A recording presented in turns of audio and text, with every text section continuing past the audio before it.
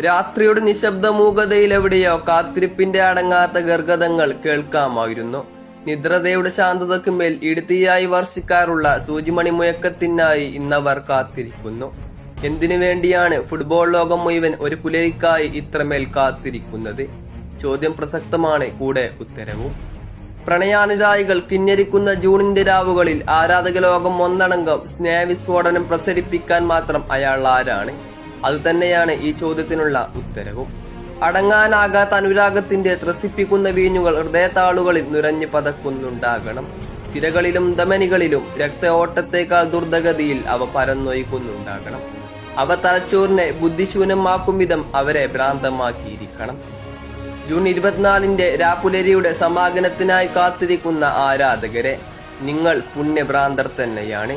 ദിവ്യാനുരാഗം മൂർച്ഛിച്ച് ഭ്രാന്തരായ ദർവീശുകളെയും മഹർഷിമാരെയും പോലെ നിങ്ങളും പരിശുദ്ധ ഭ്രാന്തരാണ്. കാരണം നിങ്ങൾ കാത്തിരിക്കുന്നത് ലോകം കീഴടക്കിയ ആ രാജാവിന്റെ പുലരി പിറന്നാളിന് വേണ്ടിയാണ്. ലോകം മുഴുവൻ ആർത്തിരമ്പുന്ന സ്നേഹ പെരുന്നാളിന് വേണ്ടി. അതെ, വീണ്ടും ഒരു ജൂൺ 24 നാം സാക്ഷിയാവുകയാണ്. ചരിത്രത്തിലെ സംഭവബഹുലമായ പലതിനും പിറവി നൽകിയ മഹാദിനം. ലോക ഫുട്ബോളിലെ അതുല്യ പ്രതിഭയായ ലിയണൽ ആൻഡ്രാസ് മെസ്സി പൂജാതനായ ചരിത്ര ദിനം. ആ മഹാപ്രതിഭയ്ക്ക് ലോകം മുഴുവൻ പുതിയ കാല മോഡലിൽ സ്റ്റാറ്റസുകളും സ്റ്റോറികളും കൊണ്ട് ഉത്സവഘോഷം തീർക്കുകയാണ്. ഒപ്പം രാപ്പകൽ ഭേദം തട്ടുതകർപ്പൻ സെലിബ്രേഷന് കൊണ്ട് ഫുട്ബോൾ ലോകം അനുരാഗകരിക്കിൽ ഉന്മത്തരാവുകയാണ്. വളരില്ലെന്ന് ഡോക്ടർമാർ വിധിയെഴുതിയ ആ കുഞ്ഞുപാദങ്ങളാണ് ഇന്ന് ലോക ഫുട്ബോളിനെ തന്നെ തന്റെ കാൽ കീഴിലാക്കി മാറ്റിയത്. ഇന്ന് വളർന്നു വരാൻ കഴിയാതെ കഷ്ടപ്പെടുന്ന ഒരുപാട് കുട്ടികൾക്ക് എന്നും ലിയണൽ ആൻഡ്രാസ് മെസ്സി എന്ന ഫുട്ബോൾ രാജാവ് ഒരു പ്രചോദനം തന്നെയാണ്. കഠിനാധ്വാനം കൊണ്ട് പലതും നേടാമെന്ന് ലോകത്തെ പഠിപ്പിച്ച കോടിക്കണക്കിന് ജനങ്ങളുടെ ഇൻസ്പിരേഷൻ. വരും തലമുറയും പാടി നടക്കുന്നത് ഒരുപക്ഷെ ഈ മാന്ത്രികന്റെ നാമം തന്നെയായിരിക്കും. നിങ്ങൾ ജീവിതത്തിൽ എവിടെയെങ്കിലും തോറ്റുപോയി എന്ന് തോന്നുകയാണെങ്കിൽ ഈ മനുഷ്യന്റെ ജീവചരിത്രം ഒന്ന് നോക്കുക.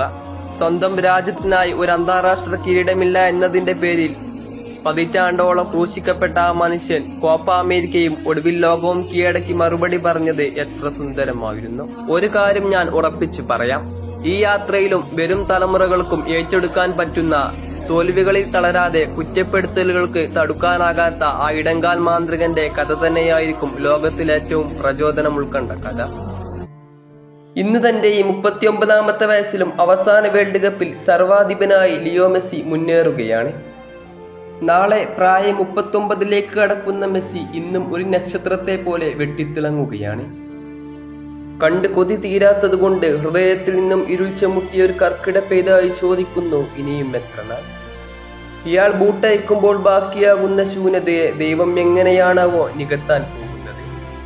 അലസതാമിയായ ഒരു ഇളങ്കാറ്റ് പന്തിന്റെ ഗന്ധം കിട്ടുന്ന മാതൃയിൽ കെട്ടയച്ചുവിട്ട കൊടുങ്കാറ്റാകുന്നതിന്റെ രസതന്ത്രം അവസാനിക്കുന്ന നിമിഷത്തെ ഈ പ്രപഞ്ചം എങ്ങനെയാണാവോ അതിജീവിക്കാൻ പോകുന്നത്?